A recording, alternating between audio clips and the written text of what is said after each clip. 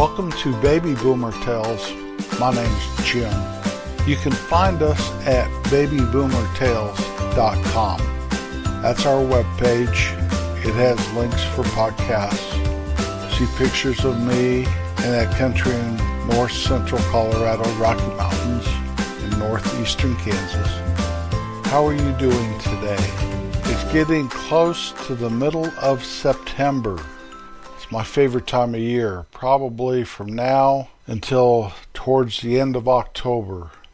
All of a sudden the air is drier here in Kansas, not as hot. In fact, beautiful, beautiful. The skies are blue with partial clouds that float up there just like marshmallows and unicorns. Oh, there's a teddy bear. What is that thing? The nights you can see the Milky Way. In the summertime, it's kind of hard to see that stuff because we have so much hot, humid air. Now, don't get me wrong, I do like it here. And I get tired of the heat in the summer. And that's the time I really start missing the Colorado Rocky Mountains, is in the summer. Because up there, 8,000 feet above sea level, west side of the Continental Divide, up in the big parks up there, these expanding flat areas surrounded by mountains. And there's rivers and aspen trees, which are starting to turn gold about now, all around you. It's really gorgeous in the summertime. It really is.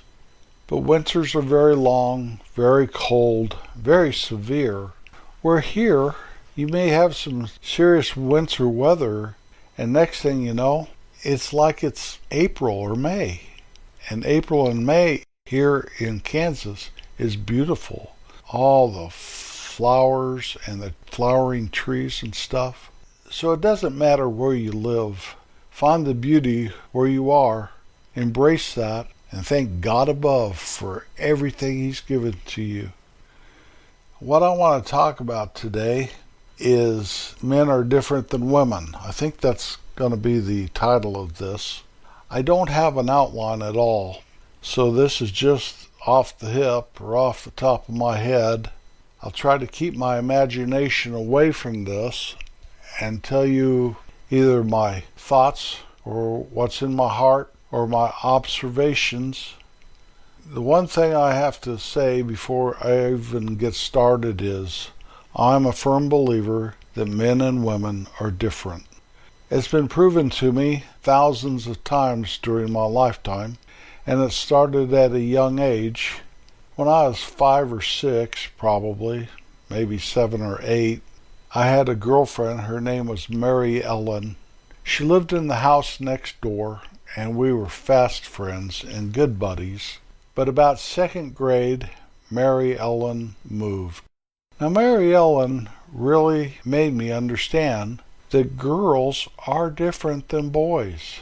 They want to play with dolls, where if I saw some dolls, all I wanted to do was smash them together and see which one was the toughest, if you know what I mean. Not to bust up the doll, but just to see which one was tougher. Kind of like my brothers and I wrestling together. But when Mary Ellen moved, I got a second girlfriend in my life, and her name was Marilyn. And the reason I remember this more than anything is it was fashionable in the 2nd or 3rd grade to walk around the playground at recess holding hands with your girlfriend. Now, I know Bill had a girlfriend, and Randy had a girlfriend, and possibly Butch had a girlfriend. I'm not sure Wayne did. He seemed to stay out of the fray of that a lot, but he probably did too. And for each and every one of us, instead of playing football or baseball or tetherball or something, we walked around with our girlfriend holding hands. It was the girls' idea. It was.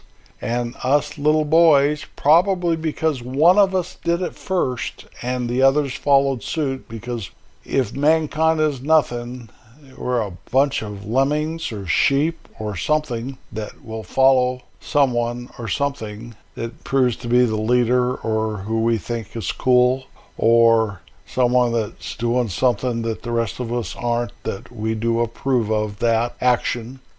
It may be a strength of man, and it may be man's greatest folly. I'm not sure. But all I know is Marilyn and I would walk around the playground, hand in hand, walk over to the monkey bars, and see some of those heathen boys hanging by their knees from the top of the monkey bars. And Marilyn says, "Isn't that disgusting?" And I say yes, while I'm thinking, "That lucky duck," or something. I can't really remember. I do know that probably around the 3rd grade, Marilyn moved, and I was left girlfriendless.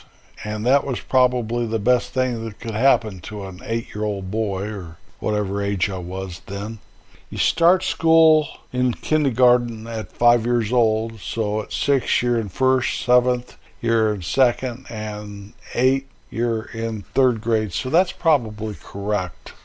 I really kind of broke away from girlfriends and all that, and didn't pay a lot of attention to girls until I was probably 14.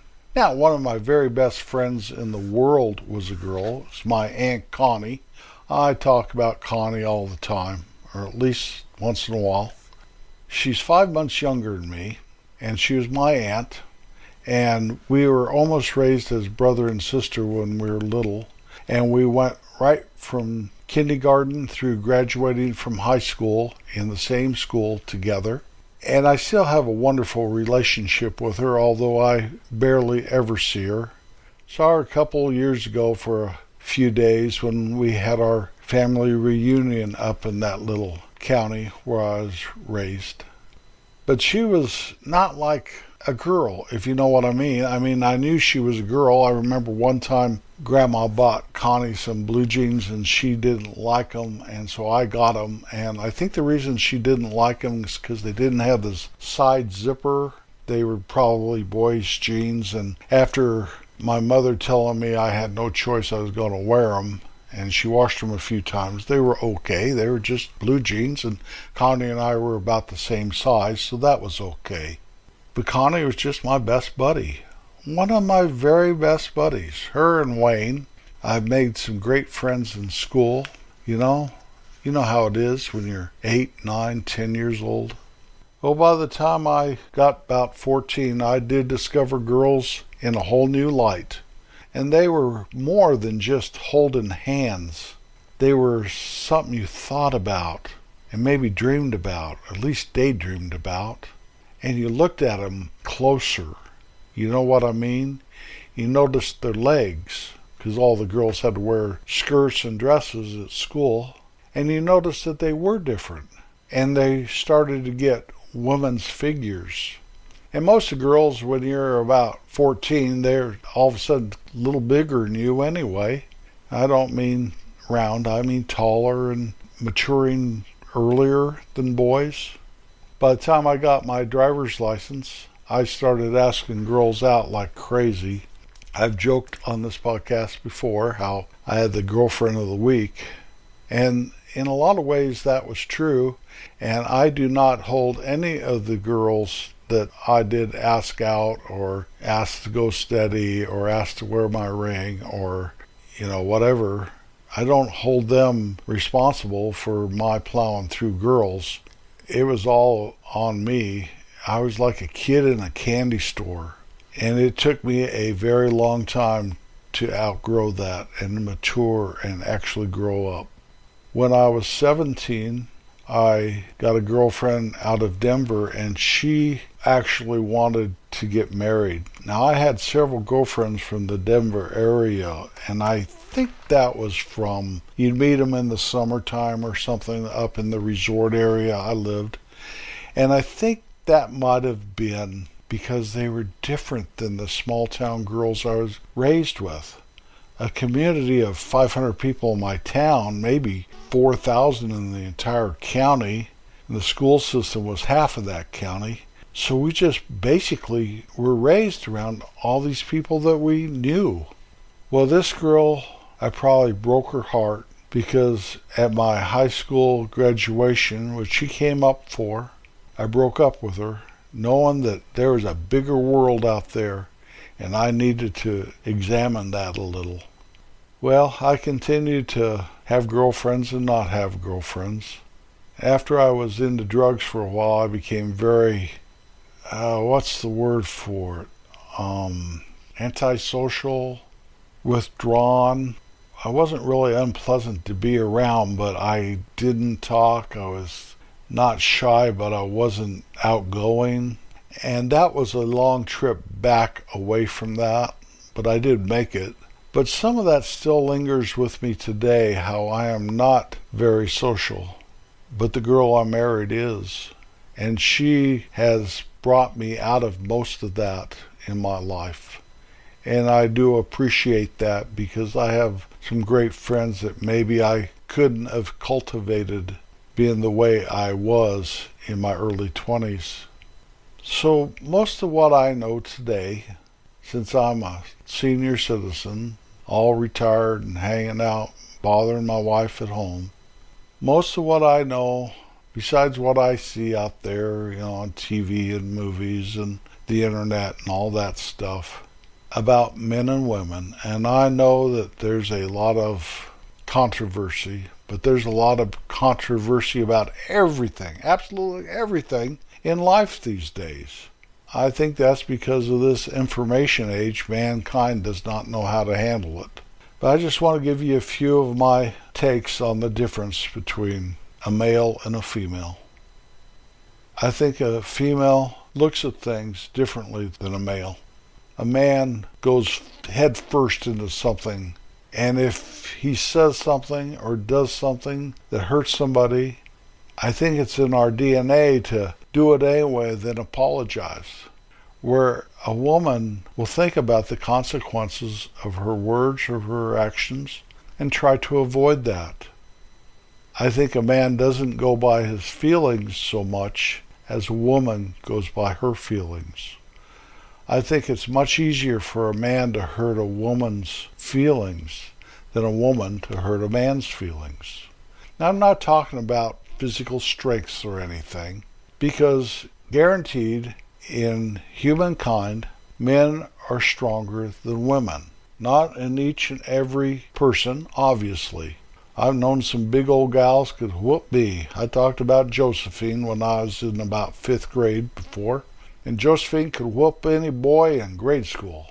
That's a fact. And she was sweet on me.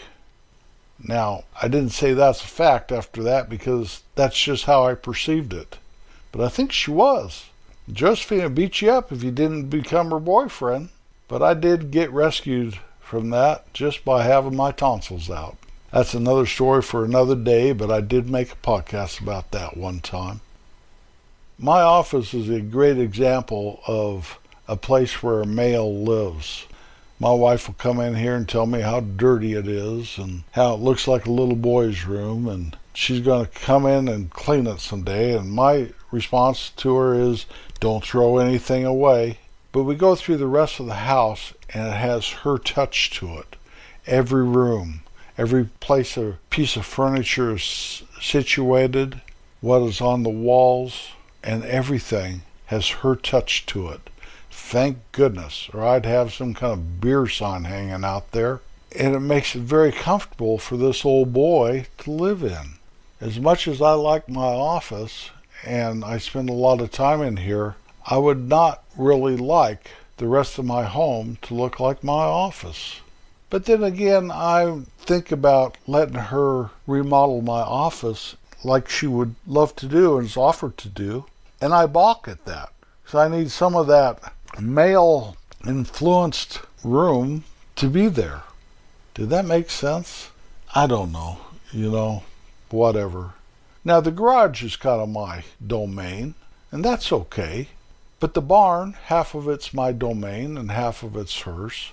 She likes to be creative over there and stuff, and you can tell which half of the barn is hers and which half is mine. If nothing else, her side is cleaner. Now, I'm not dirty, and I sweep floors and stuff, I do. But, in my office, she points out where the dust is and stuff, and I guess I would never see it because it's my dust. In a lot of ways, I'm a lot more sentimental than my wife. And I don't understand that. I would think that it'd be the other way around, but it's not. She is very nurturing in a different manner than which I am. I want to be nurturing, and I have an opinion of the way it should be, but when I tell her to be that way, she says, "Why aren't you that way?" Well, I am in my mind, but maybe not in my actions. I don't know. I do know that it tears me up when I make my wife cry. And I can make my wife cry by saying something or acting a certain way, which I had no idea that that would do that to her. And the crazy point is, I can do it again 6 months from now.